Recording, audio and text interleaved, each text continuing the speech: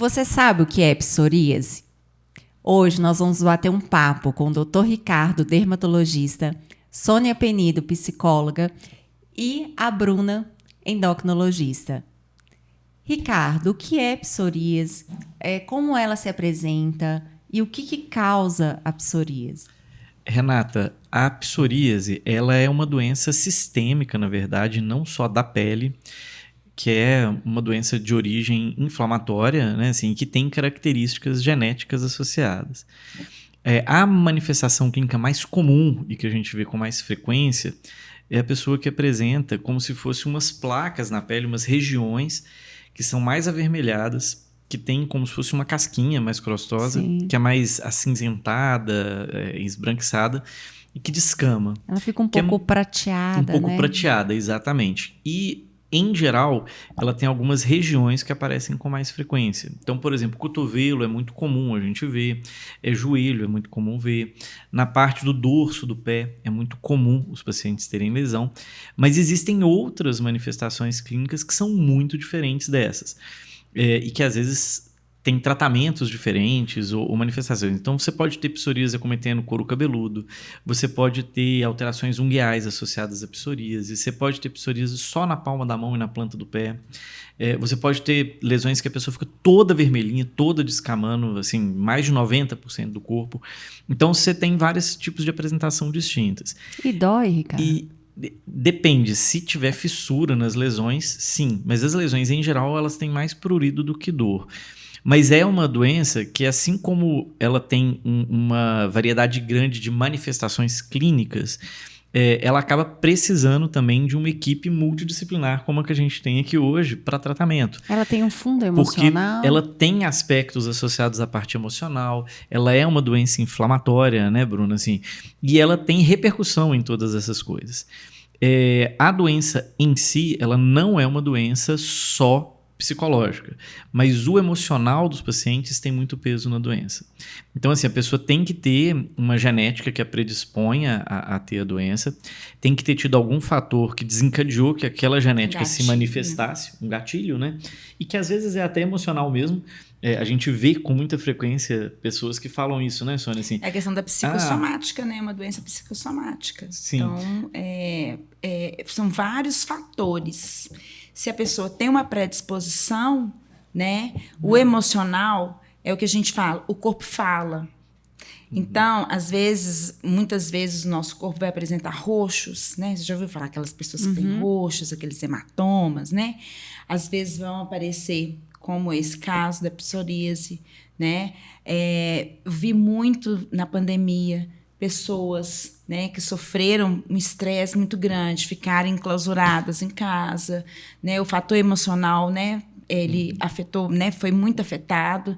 Então, desenvolveu, né? Desencadearam casos dessa forma. Ou não só desencadeado, mas assim, exacerbar os sintomas, né? Sim, piora. Às vezes a pessoa está num controle ótimo, ela está com pouquíssimas lesões, está bem controlada, mas aí tem uma separação, tem uma morte de um parente, piora. E ela piora demais, assim, nessas E a própria ocasiões. aparência das lesões também pode fazer com que essas pessoas queiram esconder e às vezes deixem de fazer alguma coisa por conta da lesão. Ficam com vergonha, Ficam né? com vergonha. Tampam o corpo, né? Sim. Que às vezes piora, né? Porque não tem ventilação, acaba, acho que acumulando até fungo, né? Os meninos podem falar melhor. Então, assim, é uma doença... Às vezes nem sabe que é psoríase, né? Não sabe. Sim. Fica com vergonha, até de procurar um médico, fica com medo de pegar, né? Ai, vou passar para alguém, né? Então, vou ter que tampar. Então, assim, tem muito fator emocional envolvido, tanto antes, durante e depois, né? Hoje, a gente tem a doença mais aceita socialmente, e ainda bem, porque a gente tem as redes sociais, tem as pessoas que mostram mais, que conversam, que falam mais, tem mais acesso à informação. Mas no passado, essas pessoas eram muito estigmatizadas, né?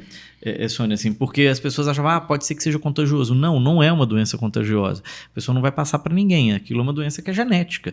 É uma característica do organismo dela que tem essa manifestação cutânea, né? Então, não tem risco de pegar, de passar para outras pessoas. Mas isso era muito estigmatizado. E com isso também, eu acho que acaba pesando muito a questão do olhar do outro, né? Assim, como o outro me olha. Né? O olhar do outro pesa muito e faz com que a pessoa faça isso. Às vezes se cobre, às vezes não é. Outro dia eu assisti uma colega dando uma aula, ela falou um negócio que eu achei muito interessante. Assim, é como se você deixasse de ter oportunidade até de escolher suas próprias roupas. A doença escolhe por você. Então, muitas vezes isso é muito pesado, né? Assim, não, eu gostaria de ir na festa com essa roupa, mas eu não vou não, porque vai aparecer. Vai todo e as mundo pessoas ficar vão me perguntar. olhando, né? Então, assim, e no passado, a gente, realmente isso era muito frequente, porque a gente tinha poucas opções terapêuticas, e as opções terapêuticas, elas não eram tão boas quanto hoje em termos de eficácia mesmo. A gente tinha um arsenal menor de medicações e tinha um resultado aquém, vamos dizer assim. Mas hoje a gente tem muitas opções e hoje a gente mira em resultados muito mais ambiciosos, né? Assim, se você não chegou no resultado que você queria, você tem a opção de mudar medicações e tentar com que o paciente fique com o corpo com muito menos lesões ou até sem lesão nenhuma. É bem diferente, né? A forma como a gente encara hoje a doença do que era no passado. E como tratar? Né? Descobrir, tem um diagnóstico, é psoríase mesmo, qual os profissionais procurar, o que fazer, onde mirar? A maioria das vezes o paciente vai acabar acompanhando com um dermatologista, a não ser que seja uma psoríase muito leve, que aí o próprio médico de família ou clínico geral consegue acompanhar, né, Bruna? Agora, depende da manifestação clínica, Renata, a opção terapêutica, né? Geralmente, essa pessoa tem que ter uma pele muito bem hidratada, porque quando a pele fica mais seca, isso predispõe a surgir mais lesões. Então, sempre vai ter um hidratante, um creme para auxiliar no processo de tratamento. Os casos que são poucas lesões e são mais localizadas, a gente tem uma série de medicações hoje disponíveis que o veículo da medicação é tópico, então às vezes consegue controlar com um creme, com uma pomada, com uma medicação de uso tópico, mas nos casos muito graves, que tem doença muito disseminada, ou nos casos que a doença é muito persistente, então, por exemplo, psoríase de palma de mão, psoríase de couro cabeludo, elas não respondem bem com tópico. Muitas vezes você tem que lançar a mão de medicações orais para o paciente, ou de medicação até injetável hoje em dia. E essas medicações, elas atuam mais direcionado para o tratamento da doença, né, assim, e acabam levando a muita melhora. Lavar muito a mão ou não? Não, mas dá como se fosse umas croças, uma descamação muito intensa da mão. Mas eu falo da medicação não funcionar. Não é por isso não. É porque a gente não sabe tudo da doença, mas tem alguns genes que eles predispõem doença preferencialmente em mão e pé, por exemplo, entendeu? Assim, tem alguns genes que são mais predispositores de doença generalizada e não só localizada. Então, é mais pela característica genética mesmo da doença. Mas isso muda completamente o tratamento. Assim, o que responde melhor, por exemplo, para mão e pé, não é a mesma medicação que responde bem quando são pequenas placas no corpo inteiro, por exemplo. Entendeu? Fatores estressores podem piorar, né? Muito, né? E a gente vê com muita frequência isso, né, Sônia? Às vezes o paciente está bem, está controlado, mas tem uma exacerbação da doença. Acontece uma situação, um episódio, né, que a pessoa ficou, né, foi exposta a um estresse e aí é aonde vem uma maior incidência, né? E aí tem que tratar a causa, mas aí também a causa também entra com a questão da própria predisposição, né? Também da pessoa, né? Porque ela precisa usar também o medicamento e fazer a terapia. Às vezes o episódio ele é muito esporádico, né? Muito assim, aconteceu, aí às vezes a pessoa consegue, às vezes ela própria, se for uma coisa mais tranquila, ela consegue ela própria, né? Com o tempo, melhorar aquilo ali, junto com o médico, passando os medicamentos. Mas se aquilo ali vai persistindo, né? O estresse aumenta mais, essa pessoa ela está mais predisposta. Tem as estratégias que a gente usa também anti-inflamatórias, né?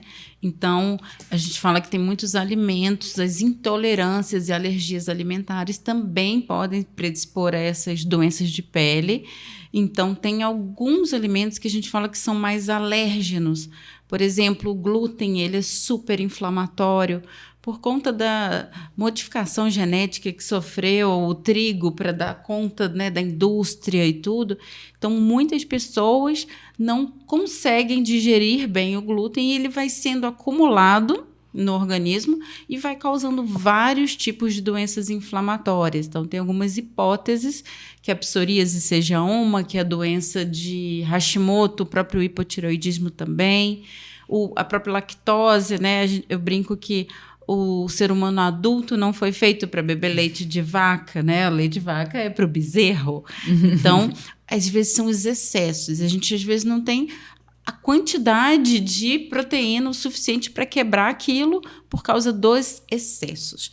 Então, eu falo muito que a diferença é entre o remédio e o veneno está na dose. Então, a gente tem que tomar muito cuidado com esses excessos. Então, aí vem o pão, o biscoito. Então, são vários alimentos que tudo industrializado, né, que fazem parte dessa dieta. Então, diminuindo essa questão do processo inflamatório vai ajudar a diminuir a psoríase. Eu faço uma dieta anti-inflamatória que ajuda a melhorar todas essas doenças consideradas autoimunes. O açúcar, ele faz o pico, principalmente esse pico de glicose muito alto, então, que são a farinha branca e o açúcar branco refinado. Então, por isso que a gente prefere os outros tipos. Por que o demerara é melhor? Por que o açúcar mascavo é melhor? Porque tem mais vitaminas, tem mais minerais e o pico não é tão alto, né, dessa liberação de açúcar. Então, a gente sempre vai preferir o mais natural possível. Então, eu brinco, desembale menos, descasque mais, que a gente vai acertar muito mais. E essa dieta anti-inflamatória, ela melhora as lesões de pele e melhora essas doenças autoimunes. Para algumas doenças de pele, são especificamente associadas a alguns alimentos, né? Assim, por exemplo, a própria doença celíaca, a intolerância a glúten, você pode ter, por exemplo, a dermatite herpetiforme, que é diretamente relacionada. Mas para várias doenças autoimunes, a gente tem alguns trabalhos que mostram que essa autoinflamação ela pode ter uma melhora, dependendo dos pacientes, com alterações alimentares. Não são para todas as doenças que a gente tem isso como uma evidência robusta na literatura, né, Bruna? Mas são coisas que têm sido estudadas mais na atualidade do que antigamente. Exato. Então, são coisas que têm sido construídas, mas que muitos pacientes relatam de melhora mesmo. Assim, falar, mudei alguma coisa na alimentação e tive um controle melhor da doença. E, doutor Ricardo, pacientes que têm psoríase podem fazer procedimentos estéticos? Renata, os pacientes com doenças autoimunes no geral, ou doenças dessas que são inflamatórias, a chance do paciente ter um desencadeamento da doença durante algum procedimento cirúrgico ou um procedimento estético é maior do que da população geral. Então, primeira coisa, a doença tem que estar muito bem controlada para fazer, né? Assim, e tem que ser uma doença de forma leve. Se a pessoa tem uma doença de forma mais grave, com manifestações muito exacerbadas, geralmente a gente evita de fazer a maior parte dos procedimentos estéticos, sim. Né? Pode ativar, né? Pode ativar. Não só os procedimentos. Então, é importante a pessoa avisar, né? Assim, sempre que ela vai fazer um procedimento, é importante ela estar bem controlada, né? Imunidade baixa, né? Sim. Porque às vezes a pessoa acha que é bobagem, né? Sim, não avisa. E na dúvida... É bom avisar. E acaba pode ser um gatilho, dá um problema, né? Dá um problema, a pessoa não avisou, tá com imunidade baixa, tá com, né? A questão da inflamação. Às vezes o atrito pode causar uma inflamação maior e a pessoa põe, às vezes, o procedimento que não deu certo. Sim. Não é, Não, né? e a importância de ter um profissional, né? Uhum. Porque muitas vezes pega um profissional que é desavisado em relação a certos tipos de doença, vai fazer um procedimento, às vezes, que é até simples, mas o que faz a diferença é quando tem uma complicação. Sim. E uma outra coisa que a gente vê com muita frequência são pacientes que têm queixas que eles não sabem que é psoríase. E que eles batalham muito com aquilo. Porque, por exemplo, quando é uma psoríase que pega cotovelo, que pega joelho, essa daí beleza. Geralmente a pessoa sabe que aquilo é psoríase. Mas, por exemplo, às vezes o paciente tem uma descamação de sola do pé que tem 4, 5, 6 anos que ele batalha com ela e nada melhora. Talvez ele está tratando a coisa errada. Eu tenho uma micose, eu já tratei e nunca sarou. Acha não que é uma micose. Acha que é ácido úrico. Ácido úrico, uma alergia de calçado, a gente vê muito isso. A gente vê verdade. muito descamação de couro cabeludo. Às vezes chega um paciente que trata como se fosse uma dermatite seborreica, uma caspa, anos a fio, e na hora que você vai examinar não é uma psoríase. Então, o que ele usava não ia melhorar. Né? Assim, o tratamento é diferente, as medicações não são exatamente as mesmas. Então, ter um diagnóstico feito por um dermatologista é importante nesses casos que geram dúvida. Né? Claro, se é uma coisa simples, gente, o clínico geral, o médico de família, ele vai dar um bom diagnóstico. Mas naqueles que geram dúvida, é importante você reavaliar, né? Assim, eu falo muito com os meus alunos da faculdade, isso, assim, se você está tratando uma pessoa e já mudou de remédio e o remédio não está funcionando, de duas uma. Ou você está dando o remédio errado ou o seu diagnóstico está errado. Né, assim, né, Bruno? Assim, você tem que pensar em outra opção. Né? Às vezes é porque a doença não é aquela que você estava pensando, por isso não tem uma resposta adequada. E às vezes elas se apresentam de uma forma que não está no livro. Sim. E a gente vai ter que ver outros sinais para chegar naquele mesmo diagnóstico. Então é um ver caminho. o indivíduo na totalidade dele, né? Exato, a individualidade de cada um é o que faz a diferença, né? Sim. Então, não é botar todo mundo no mesmo saco e falar, não, todo mundo que tem psoríase vai ter esta lesão. Não é assim. Ainda mais com uma doença de espectro clínico tão distinto, né? A gente tem muito paciente que tem doença articular por psoríase. Então, às vezes, o paciente tem dor em articulação, tem uma manifestação clínica como se fosse uma artrose, uma doença... É uma doença, na verdade, reumatológica mesmo, mas é pela psoríase, não é por uso, não é porque ela está gordinha, não é por peso, não é por uso da articulação em excesso. É, às vezes, pela própria psoríase. Isso muda o tratamento, muda as estratégias, muda as medicações que são mais efetivas. E então, o povo tem meio uma mania de sair usando anti-inflamatório por conta própria para tudo e por tudo, né? Só que a gente tem que pensar nos riscos que isso tem também. Então, quando vai no médico, ele prescreve por 10 dias, não é à toa, né? Porque a gente se preocupa com o estômago desse paciente, com o rim desse paciente. Então, eu vejo muito... Eles já chegam no hospital falando assim, não, me dá um diclofenaco, me dá... Eu falo, gente, vocês não estão entendendo que vocês estão usando isso há 10, 15, 20 dias e não melhorou? Então, procura um profissional, porque não está adiantando e você ainda está causando danos querendo resolver uma coisa que não automedicação. Não está resolvendo. Então, cuidado com os anti-inflamatórios. É uma dica aqui hoje. O profissional, a gente vê que o profissional faz muita diferença em todo o processo, né? Então, procurar profissionais bons e não ficar em casa sofrendo. Sim. Né? Com vergonha, né? Muitas vezes. Ou com vergonha. Vezes, E se não deu certo, às vezes, com um profissional, procura um outro. E a doença tem tratamento. E o tratamento é efetivo, né? Assim, e a gente tem bons tratamentos hoje disponíveis para psoríase. Que bom. Eu adorei conversar com vocês sobre psoríase. Muito obrigada, Ricardo. Obrigada, Sônia. Obrigada, Bruna. Espero que vocês também tenham gostado. E a gente se encontra no próximo podcast.